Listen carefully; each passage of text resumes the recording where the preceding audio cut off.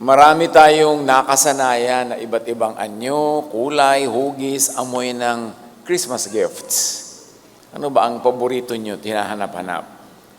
Let's search for other essential but abstract gifts of the birth of Jesus. Huwag tayong magpalimit sa mga material and well-defined meaning and forms of gifts dahil maraming abstract.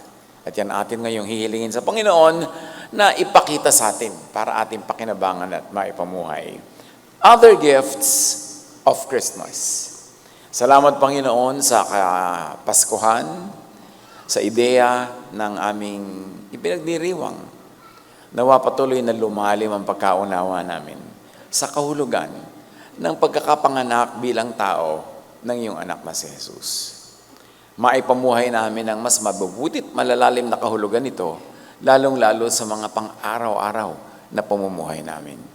Kayo po ang mangusap, kayo ang magbigay ng mensahe sa aming lahat. Turuan niyo po kami sa ngalan ng iyong anak na si Jesus. Other gifts of Christmas, Matthew 1:18. This is how the birth of Jesus came about. His mother Mary was pledged to be married to Joseph, but before they came together, she was found to be pregnant through the Holy Spirit. Alam na natin to. Paulit-ulit, pabalik-balik nating ginugunita tuwing Kapaskuhan at sa ibang araw din naman. Pero hanapan pa natin ng iba pang blessing. Ito ang istorya ni Maria. Kasi simula pa lamang ng kwento, meron na agad conflict. Because she was pledged to be married. Sa kanilang kaugalian, dalawang points ang pag-aasawa. Isa betrothal, yung pledge, and then the actual ceremony. But after the betrothal, bilang na mag-asawa na kayo, parang gano'n na ang trato. Exclusive na kayo. And it was during this period when she was found to be pregnant. Kahit nga ngayon, hindi rin madaling to be found pregnant without a visible husband na lawfully married, mga ganyan mga issue. Lalo na nung araw, 2,000 plus years ago, in a very conservative society like where they were. Dahil sa Deuteronomy 22:20-21, if no proof of the young woman's virginity can be found, she shall be brought to the door of her father's house, and there the men of her town shall stone her to death. Pag merong isang babaeng nag-asawa, pagkatapos hindi niya napatunayan na siya ay untouched, bigla siyang hihiyain, dadalin pa sa harapan ng bahay ng ama niya para pati ama niya ay mapahiyarin. Tapos, babatuhin siya hanggang mamatay. Deuteronomy 22:23-24, if a man sleeps with a virgin pledged to be married, you shall stone them to death. So puro batuhan ito hanggang mamatay. And the birth of Jesus was ushered by conflict with the Jewish law. It was ushered by a virgin conception, which is an out-of-the-boxness. Never heard of. Have you heard of a virgin conception?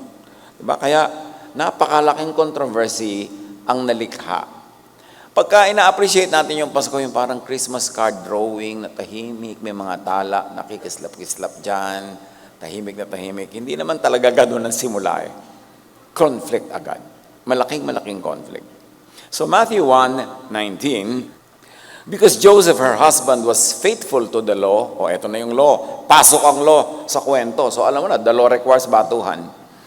But Joseph, her husband, was faithful to the law and yet did not want to expose her to public disgrace. He had in mind to divorce her quietly.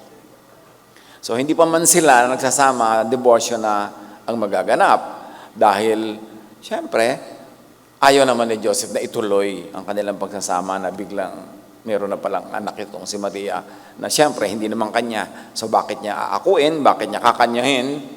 Pero dahil siya'y mabuting tao, sabi, pero matapat din siya sa kanilang law, siyempre maghahati ang loob mo. Law says, batuhan hanggang mamatay, pero mabuti naman akong tao, naawa naman ako. So ang naging resolution, sabi niya, tahimik ko na lang i-divorce. Hindi ko na ipag-iingay, hindi na ipapabato, pero divorce pa rin. Early on, the issue of the law is effectively open for discussion.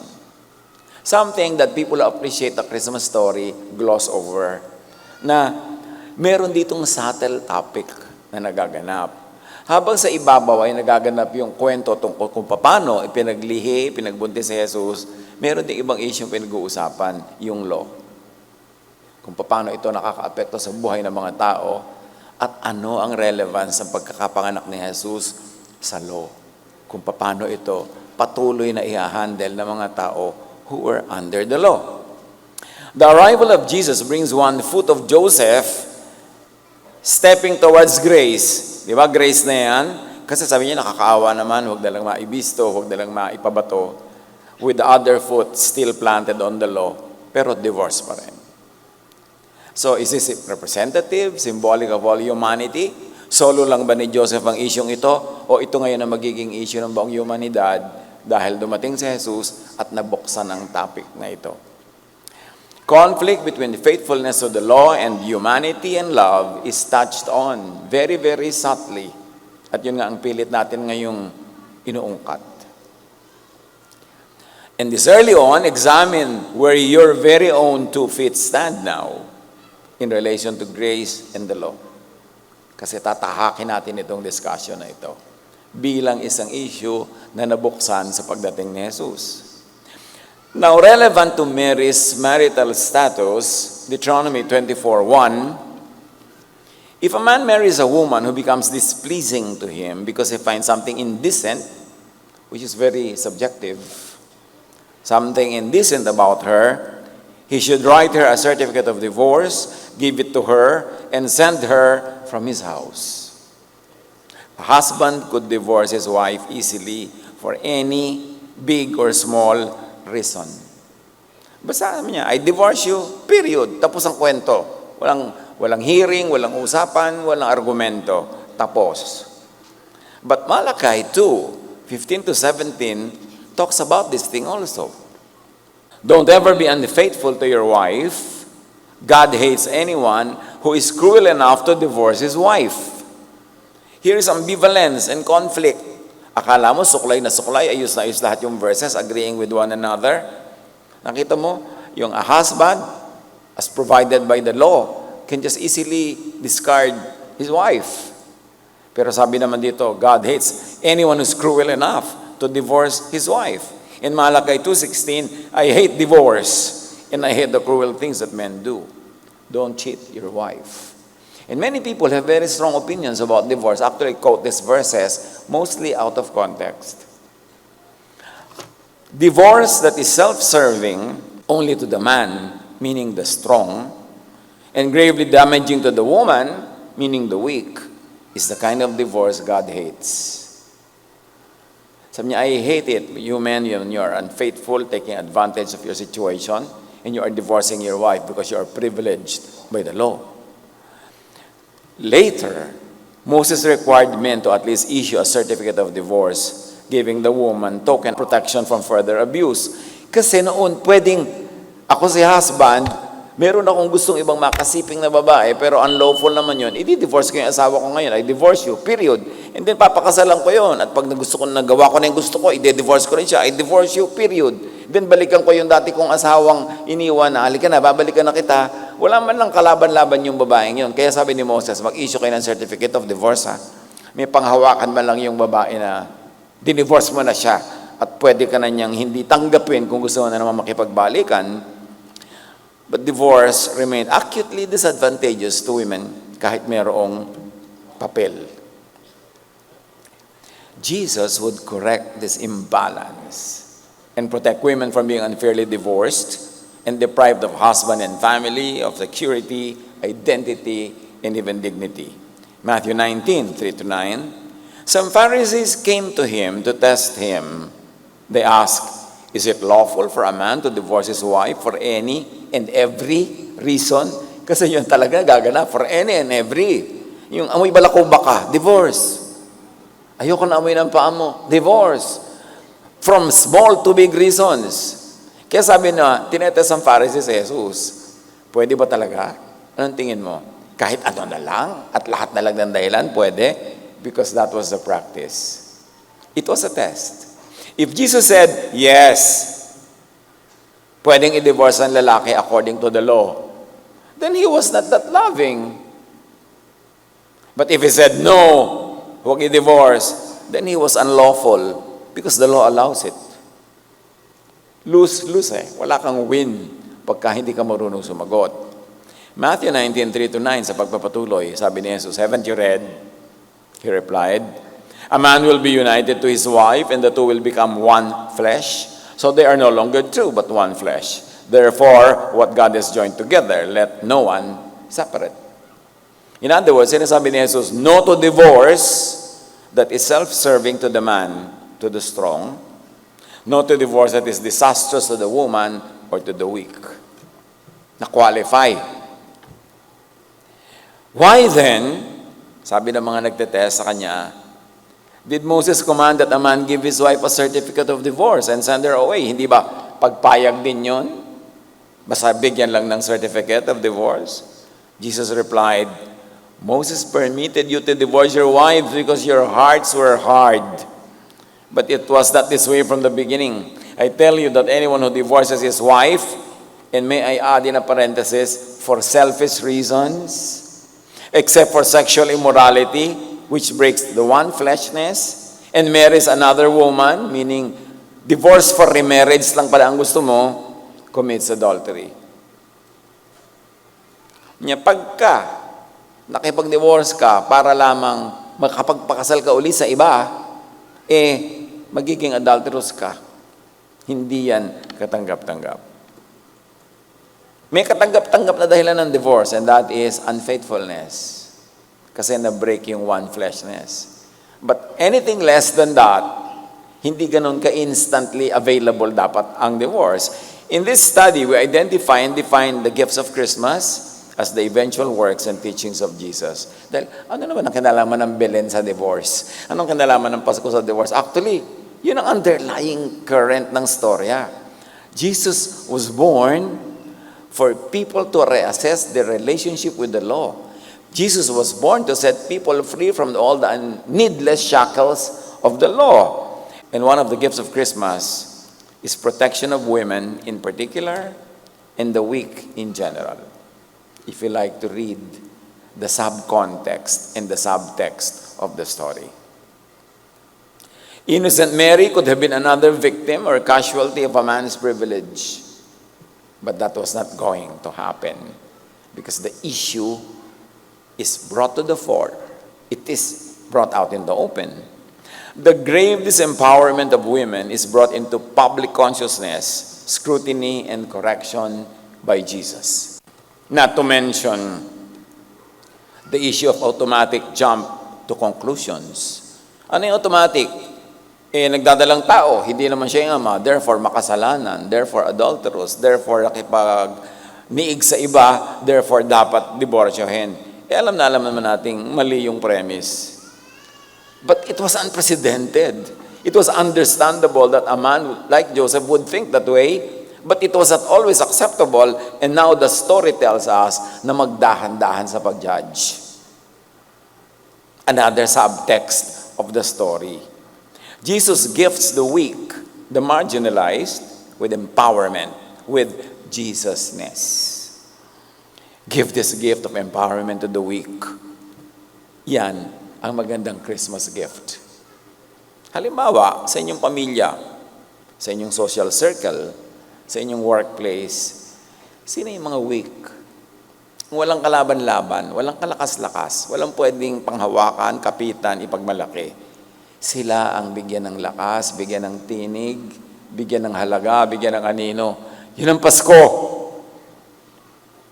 Maraming kahulugan yung Pasko. At maraming ibig sabihin ang regalo nito.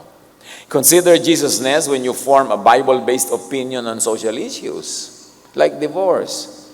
Huwag kang kuha na lang ng kuha na verse kahit saan, tapos isasalpak mo doon sa harapan. Ito yung sabi ng verse. May context lahat dyan Kailangan unawain mo kung paano sinabi, paano ginamit, at igalang mo yung context noon.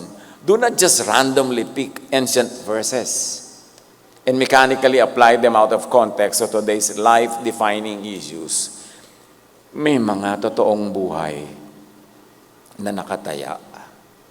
May mga totoong kaligayahan at kalungkutan, totoong kahirapan at ginhawa, totoong saya at lungkot na nakataya sa bawat issue ng buhay. So magdahan-dahan sa pag-pick up ng mga verses at pag-a-apply nito. Dahil maaaring out of context ang iyong application, pagkatapos may mga mapahamak, may mga lumungkot, mayroong mga mabigo sa buhay. Kailangan responsible tayo sa pag-a-apply ng mga verses. At kailangan nga salain kay Jesus. Kasi kung application yan ay napaka-legal, napaka-cold, tapos very unhelpful, in fact very harmful, kawawa ang tao. At si Jesus dumating to give people rest, to give people peace, to explain to people and make available to them the grace of the Most High God. Huwag basta verse ng verse, bato ng bato. Tulad nitong si Joseph, actually ibabato na rin naman niya yung verse, gently lang. Pero ibabato pa rin, divorce pa rin. What would happen to Mary na ang bata-bata mo, dinivorce ka na, anong future lang yan maghihintay sa'yo? Sa isang culture tulad ng culture nila. Basta na lang basta verse. Kaya, nanaginip itong Joseph at pinigil siya ng anghel. Huwag mong ituloy ang iyong napaka-verse-based decision. Kasi actually, mali ang decision mo. Hindi siya isang makasalanang babae. Hindi siya nagtaksil sa'yo. Refer the written word to Jesus, the living word.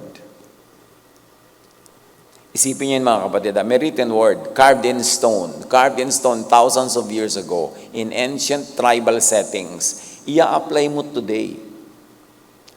What transportation must you do para ilipat mo yung konteksto, yung espiritu, yung diwa, ng katotohanan na yon to today's lives of real people? Kaya tinawag si Jesus na living word. Iko-compare mo yung written word, siyempre hindi yun makaka-adjust. Carved in stone yun. Cast yun there. Permanent. But Jesus is the living word. What does it mean na may living word? And what does it mean na i-filter mo ngayon kay Jesus, i-apply mo yung Pasko sa buhay ng mga tao ngayon? Paano yun? Kailangan merong ganong process. Hindi basta-basta kukuha ka sa verse written thousands of years ago, i-apply mo sa buhay sa barangay nyo today na ibang-iba ang sitwasyon.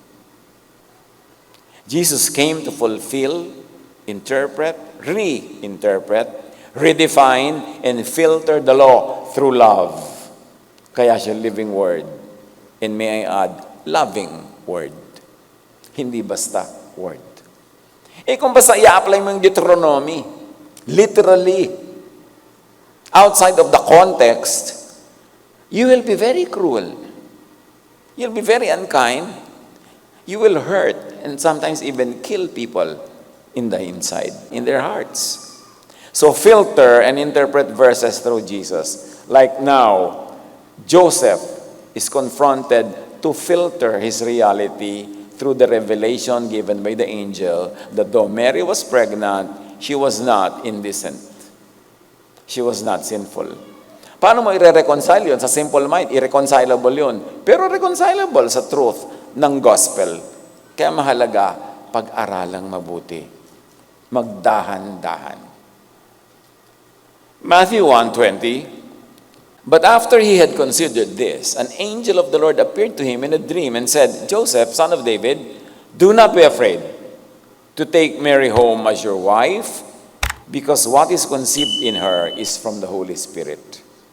So God, through an angel, gets Joseph out of the box of the normal. Kasi normally, makasalanan yan, batuhin na lang or i-divorce. But God gets Joseph out of the box of the law of tradition. You see? Inilabas siya sa nire-require ng law, sa nire-require ng tradition, and still remain godly. In fact, became even more godly. Hindi lahat ng paglabas doon sa letters of the law paglabas sa pagiging makadiyos. Masalimuot ang pag-apply ng ganitong mga ideya. Lalo't may mga nakatayang buhay. May mga nakatayang kapakanan at kaligayahan ng tao.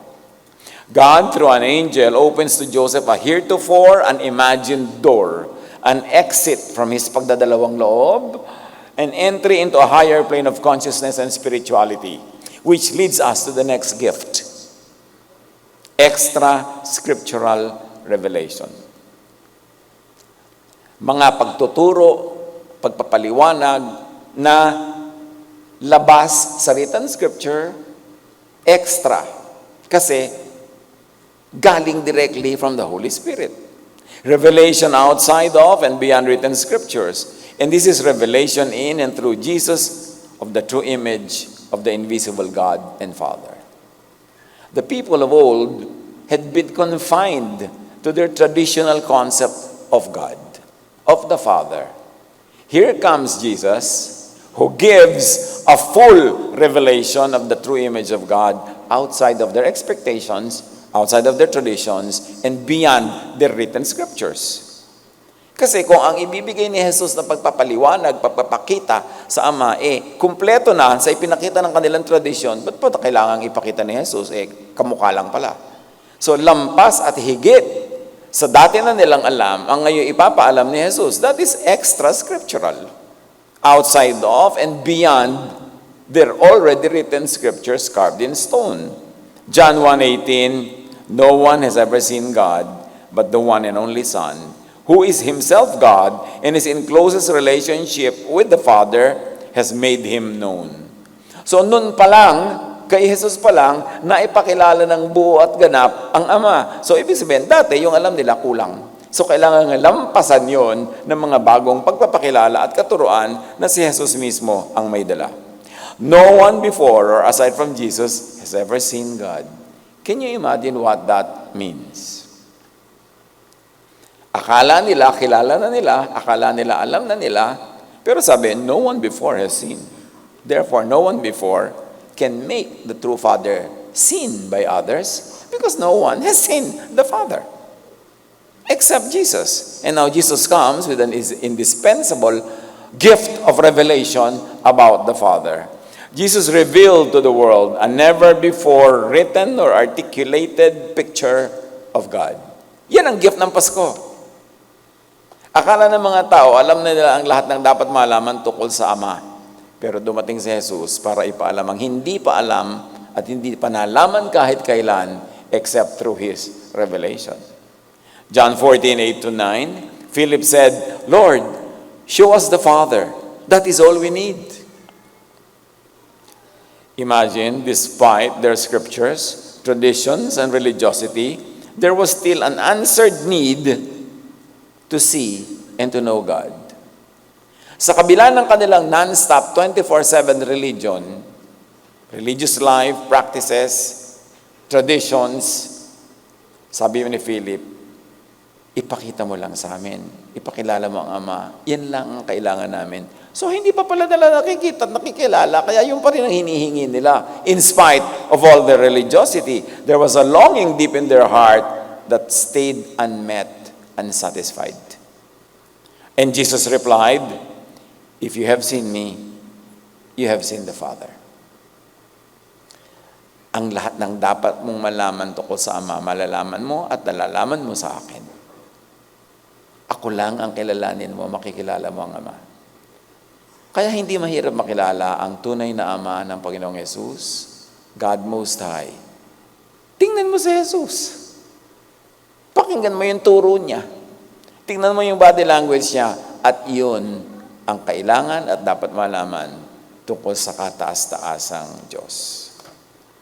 The teachings and acts of Jesus define, redefine, clarify the true essence and character of God. So it means it needed redefinition, reclarification, para lalong maging malinaw sa mga tao. Colossians 2:9, for in Christ all the fullness of the deity lives in bodily form. Kung magiging tao, yung unseen God, the Father, yung si Jesus yun. At yun ay sapat na para sa ating pangangailangang makaalam. Gifts of Christmas, revelation of God's grace and truth. Actually, yan ang pinakamahalagang gift. Ang na-reveal sa atin ay Diyos na hindi magagalitin, mapagparusa, mapaghiganti. Ang in-reveal ni Jesus ay Diyos amang mabuti, mabait, mapagtanggap, mapagpatawad, God who restores, God who accepts us as His children and welcomes us into eternity. This is the gift of Christmas. Because before Jesus was born and before He taught about this, iba ang pagkakaalam ng mga tao tungkol sa Diyos. Laging galit, laging nagpaparusa, laging namamalo, napakahirap na ma-please, at hindi mo ma-please kahit kailan dahil hindi mo na masusunod ang lahat ng law all the time. So people were living in fear, they were living in a very stressed situation. Kaya Jesus comes and offers peace. Sabi niya, come to me, I'll give you peace. By knowing the Father through what I will make you know about the Father, you will have peace. You will trust in the Father's love and grace, and then you will have rest. Connected yan, interconnected yung mga ideas. John 1, 1-18, we have seen His glory, the glory of the one and only Son, who came from the Father, full of grace and truth.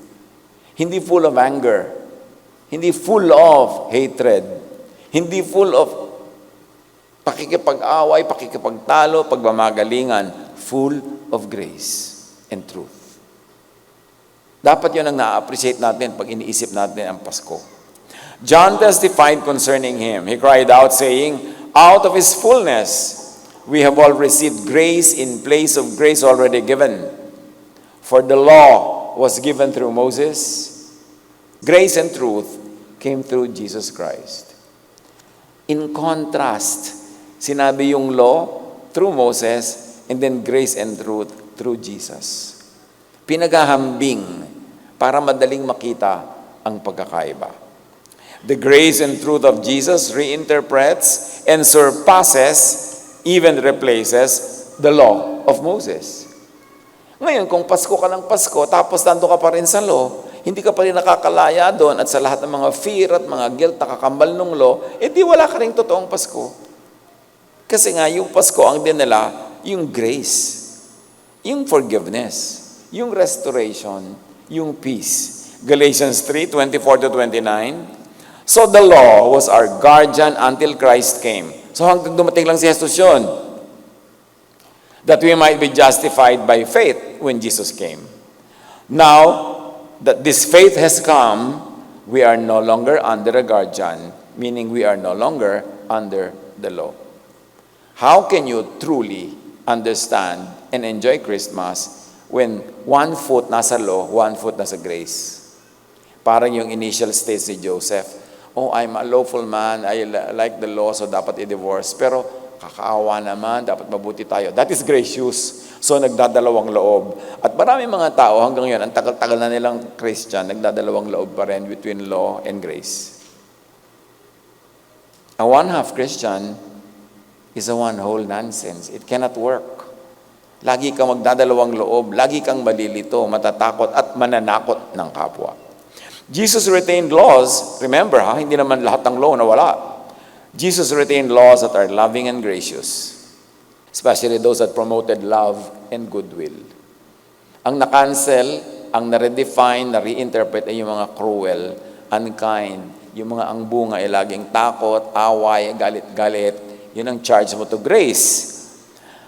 Now, gift of Christmas, revelation of the believer's membership and belongingness to God's family through faith in Jesus. Can you imagine this?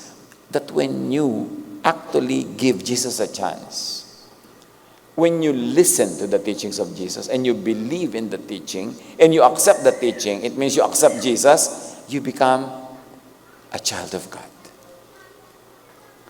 Symbolic lang ba yan, no? Child of God? Or literally, you become a child of God. That something in you changes. Perhaps at genetic level. That you now are turned from just a child of your human parents to a child of God. Yung sinasabi sa born again, born not of the will of a human father, not by a husband's will, but born of God. That when you accept Jesus into your life as your Savior, as your Lord, that when you believe in His teaching and what He did for you, your status is changed. and you become a member of the family of God, and therefore you become eternal. You enter eternal life. John 5:24. That when you believe in Jesus, diba? You cross from death to life. At sabi ni Jesus, I am in you. You are in me if you believe in me. But I am in the Father, and the Father is in me. So when you are in me, you are also in the Father, and the Father is also in you. You become part of the sacred circle. You become part of the circle of life, of eternity, of the divinity that becomes available because you become a child of God. And all it takes is to truly understand the message of Jesus. That God loves you, God likes to be gracious to you, and when you accept that love and kindness by faith, you become righteous in the sight of God, and you become a member of the family of God. Kaya si Mary, sinabi nung ipinanganak niya si Jesus, dumating yung mga shepherd, tapos umalis uli, pinamalita sa mga tao, pinanganak na ang anak ng Most High God. Mary pondered all this in her heart. Kasi mahalaga talagang pagbulay-bulayan, pag-isip-isipan in a quiet way, kung ano ang kahulugan na ang anak ng Diyos ay isinilang in the person of Jesus. And when you believe that, belief is everything. Sabi ni Jesus, tell this mountain to jump into the sea and it will. Because you believe that it will, then it will happen. When you believe, things happen. When you believe, and it will be done to you. Ask, it will be given to you. Hindi lang basta ask, kundi ask in faith. And your faith, your belief will move the universe and will make things happen. Believers become spiritual beings belonging to the family of God with citizenship in heaven, therefore immune from the law of the earth. Diba? Pag citizen ka na ibang country, immune ka sa law ng host country, lalo ambassador ka. And we are ambassadors of Christ. So, you're immune from all these laws because you become a citizen of heaven. You become a child of God. John 1:12-13, yet to all who did receive Him, to those who believed in His name, He gave the right to become children of God. Children born not of natural descent, but of the supernatural, not of human decision or husband's will, but born of God.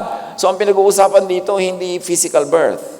Something else happens. Another type of rebirth happens when you believe in Jesus. And this is a birth that is not of a husband's will, hindi dahil mayroong mag-asawa na nagsiping sila, tapos ikaw ang naging bunga nun. Hindi dahil mayroong physical activity ang mga magulang. No! Sabi gano'n, ibang uri ng rebirth ito. It's a rebirth from God. What a grand miracle when you, a human being, is reborn into the family of God by faith. Kaya gano'n na lang natin ipagdikdikan tong faith eh. It's everything. Ano pa talagang pinaniniwalaan mo? Kasi yung paniniwala as thought, as belief, moves mountains. Jesus' believers are born again as new spiritual beings into a new heavenly race and family, the family of God. Yun lang ma-absorb mo, grabe yung peace ang magiging bunga sa buhay natin. Hindi ka matatakot mamatay kasi ang namamatay lang yung katawan mo, yung spirito mo, balik na yan sa Diyos, automatic. So, ang laki ng nawawala. Kaya, where, O death, is your sting? Nasa nakamandag mo kamatayan kung ako naman ay anak ng Diyos? And the spirit returns to God who gave it. Only the body returns to the ground, not the spirit. One of the nicest things that I hear from people who listen to our messages, ang dami-dami sa kanila nagsasabi na grabe ang comfort na nare-receive nila nung mamatayan sila na mahal sa buhay. Hindi ko alam what part of our messages they mean, but a lot of people tell me, nung namatay yung nanay ko, nung namatay yung asawa ko, nung namatay yung anak ko, grabing comfort ang nakuha ko sa mga messages. Perhaps galing dito sa mga pag-expound natin ng kahulugan ng eternal life, ng membership in the family of God, ng salvation by faith.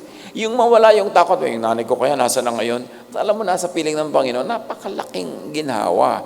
At hindi lang tayo nagpapaginawa, pambola, para lang guminawa. Dahil totoo. Ang importante lang maintindihan. Romans 8:14 to 17. For those who are led by the Spirit of God are the children of God. The Spirit you receive does not make you slaves so that you live in fear again. So ano isang patunay mo na ka na ng Diyos, hindi ka na slave, hindi ka na utak slave. And that is slavery to the law, ang pinag-uusapan. Rather, the Spirit you receive brought about your adoption to sonship. And by Him we cry, Abba, Father. The Spirit Himself testifies with our spirit that we are God's children. Ang Spirito ng Diyos, ang Spirito mo sila mag-uusap para mo mapatunayang anak ka na nga ng Diyos. At nararamdaman mo yon. Napapatunayan ang ating kapayapaan, ng katahimikan ng loob, katiwasayan, at ng pag-ibig kahit sa kapwa. We will know. Nobody has to tell us. The distinctive of the true children of God is freedom from fear. Fear of what? Of the law. Of judgment and punishment by the law. Fear of death and separation from God. Yan ang tunay na distinctive ng anak ng Diyos. Not some high-sounding theology, not religious membership. Puso mo ang magsasabi sa'yo. Mararamdaman mo na oo nga, naghahari sa akin ang Diyos, buhay yun, naintindihan ko, at may kapayapaan ako tungkol doon. Gift of Christmas, Jesus sets people free from the law.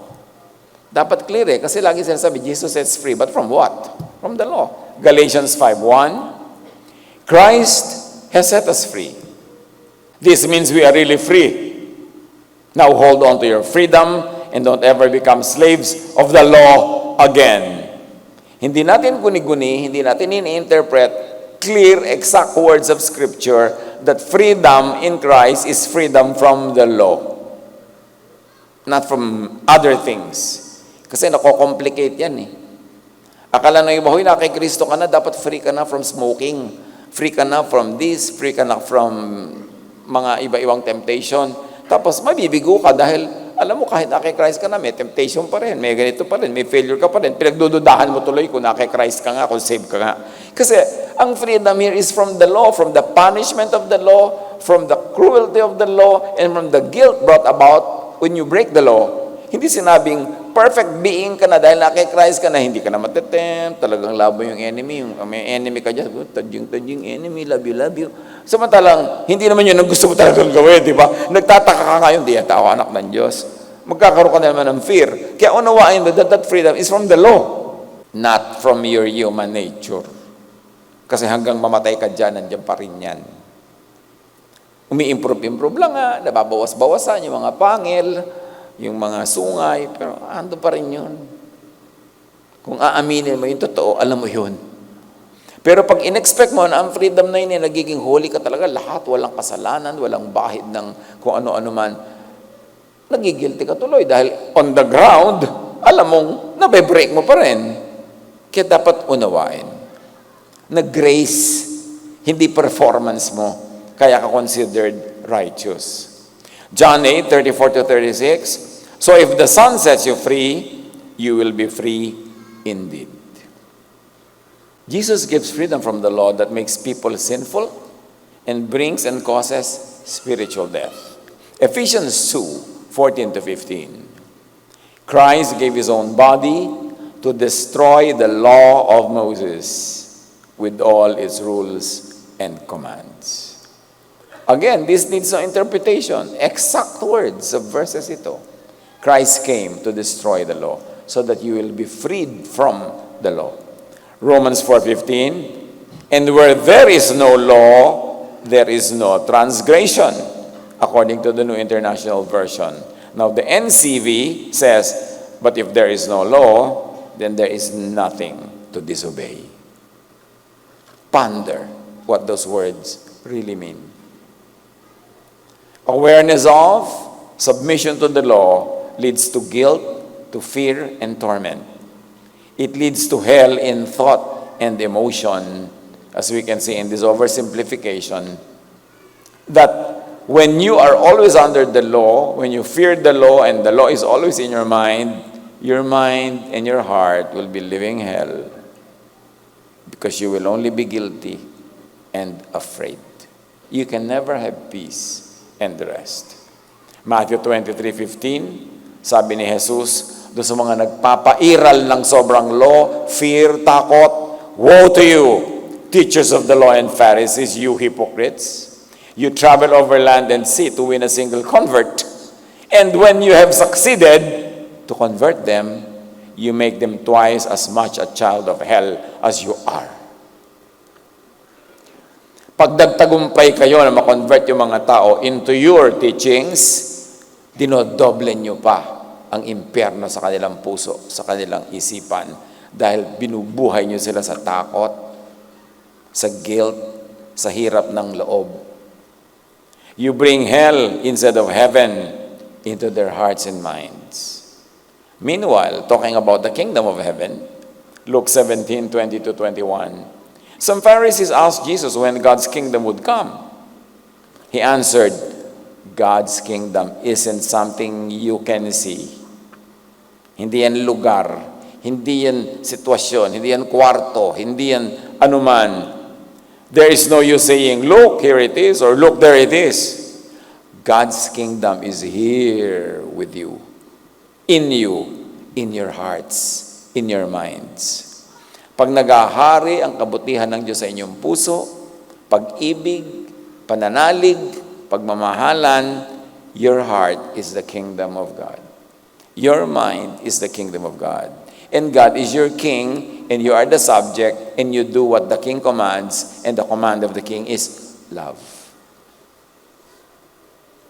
Gift of Christmas, the kingdom of God or heaven in us, in the mind and heart, in thought and emotion, which translates to peace and rest.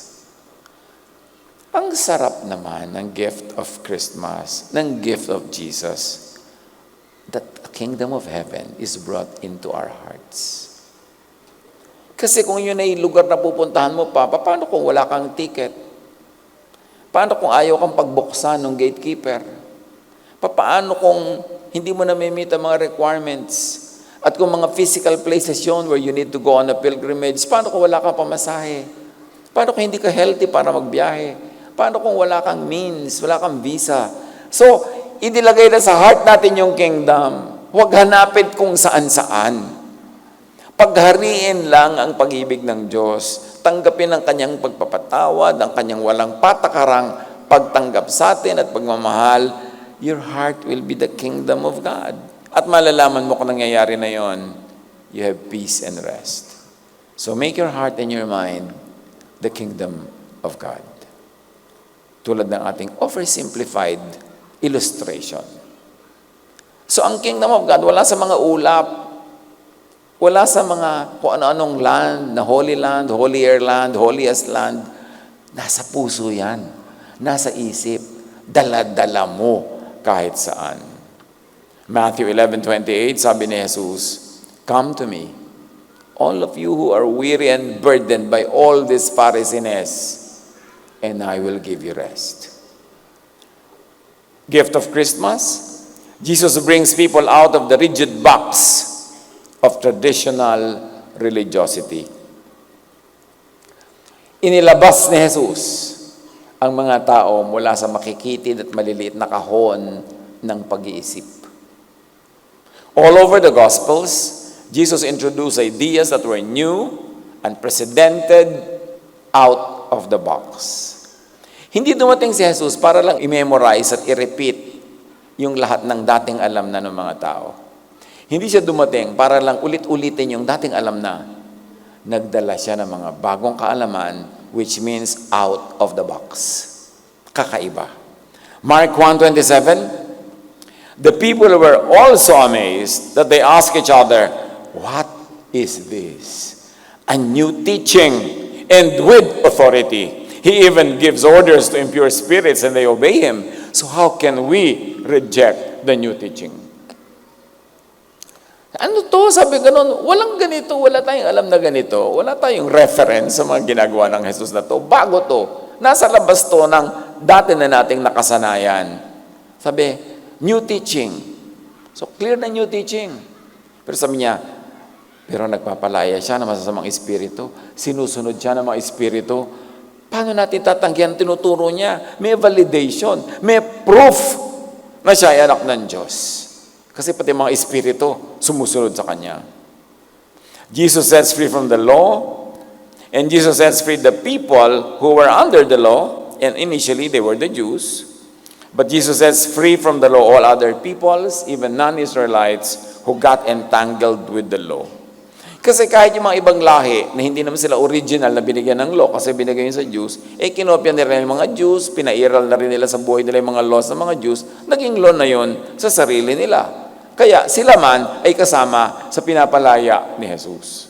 Romans 2:14, kapag ang mga hentil na hindi saklaw ng pautosan ay gumagawa batay sa panuntunan nito ayon sa kanilang likas na pag-iisip, ito ay nagiging kautosan na para sa kanila.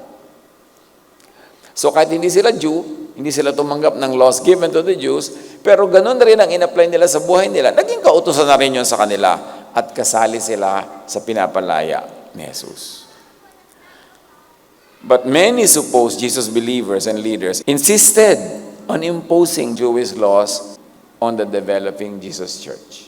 Pansinin niyo ito mga kapatid. The Jesus Church was growing. One foot niya nandun pa sa Jewism. Pagkatapos, siya ay umaandar at lumalago. Pero may mga conservative Jewish people that had become parts of the Christian community na ipinipilit nila yung Jewish laws onto the new growing church. As if hindi nangyari si Jesus. Acts 15, 1-2.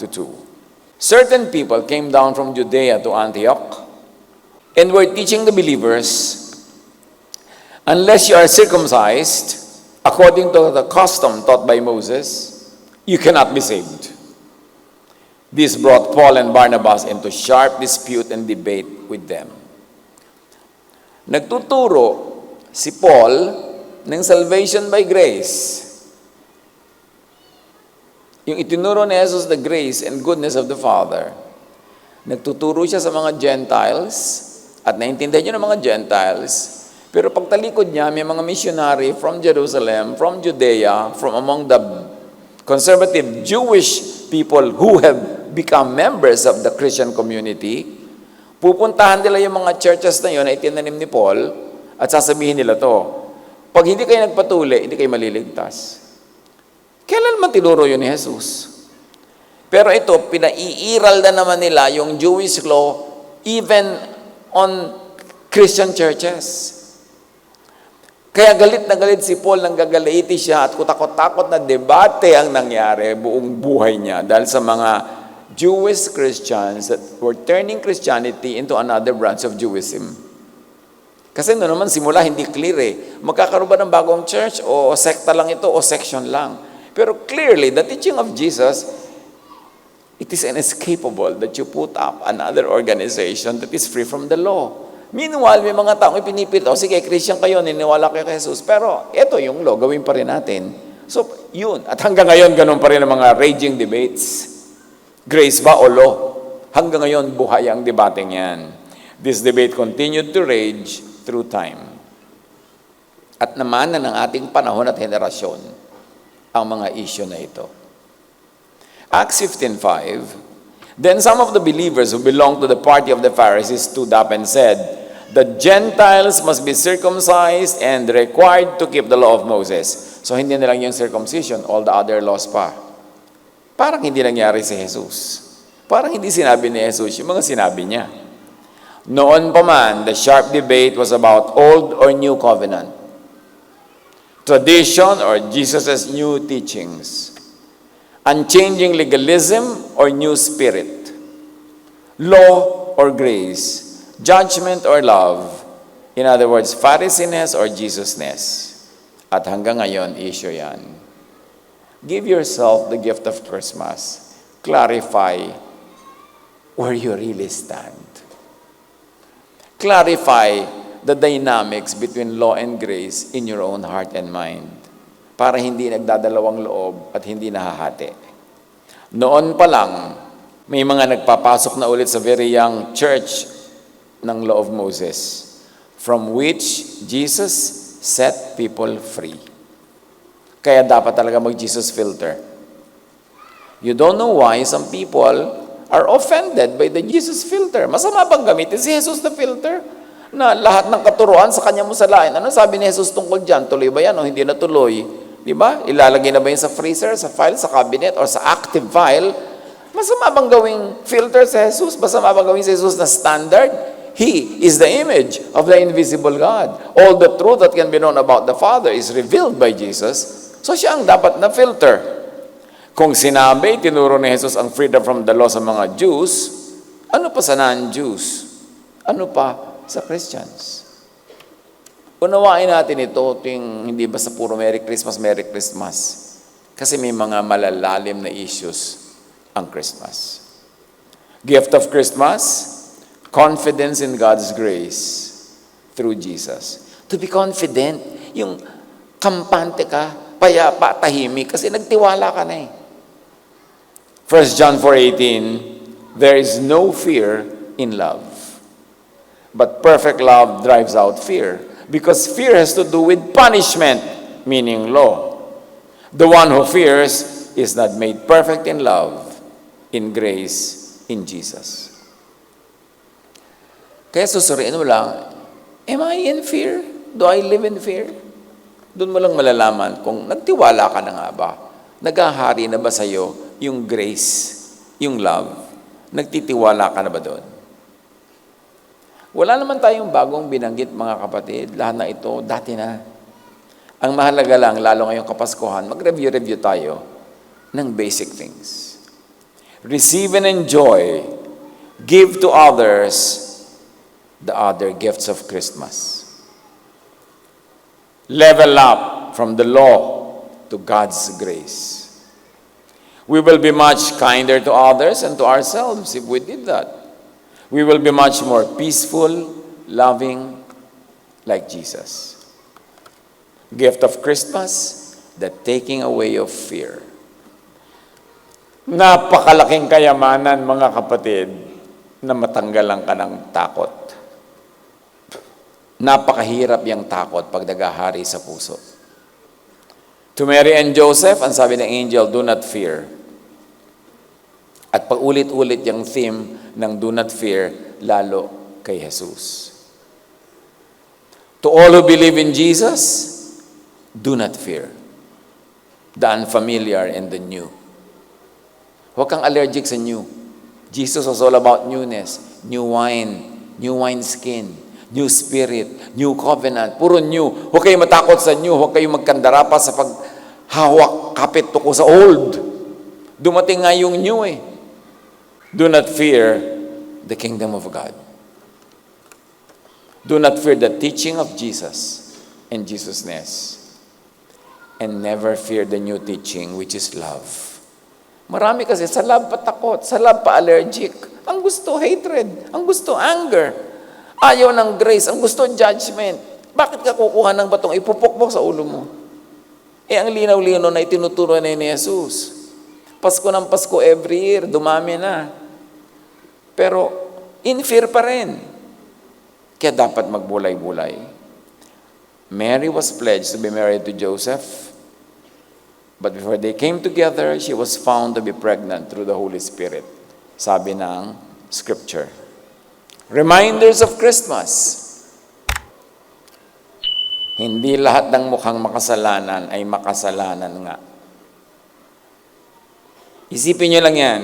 Maganda na yung pamasko sa sarili at sa kapwa.